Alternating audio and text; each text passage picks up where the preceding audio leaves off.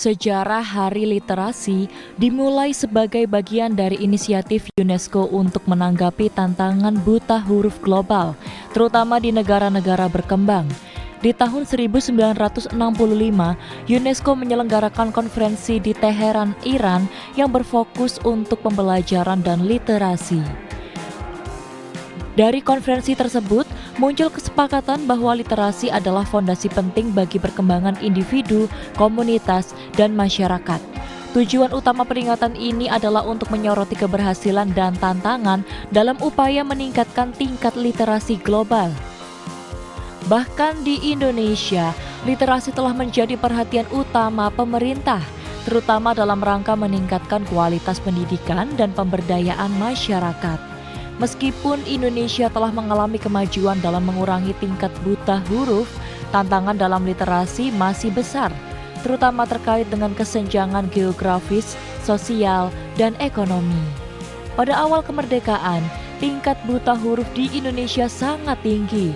Program pemberantasan buta huruf mulai gencar dilakukan pada era Presiden Soeharto dengan Gerakan Nasional Orang Tua Asuh atau GNOTA dan kampanye wajib belajar. Upaya ini menurunkan tingkat buta huruf hingga awal abad ke-21. Angka buta huruf menurun, tetapi kualitas literasi seperti kemampuan memahami dan mengolah informasi masih menjadi tantangan. Menurut data Badan Pusat Statistik, BPS dan UNESCO, tingkat melek huruf orang dewasa di Indonesia telah mencapai lebih dari 95%. Namun, tantangan utama saat ini adalah literasi fungsional, yaitu kemampuan untuk keterampilan membaca, menulis, dan berhitung dalam kehidupan sehari-hari. Hasil survei program for International Student Assessment atau PISA menunjukkan bahwa Indonesia masih tertinggal dalam hal literasi membaca dibandingkan dengan negara-negara maju.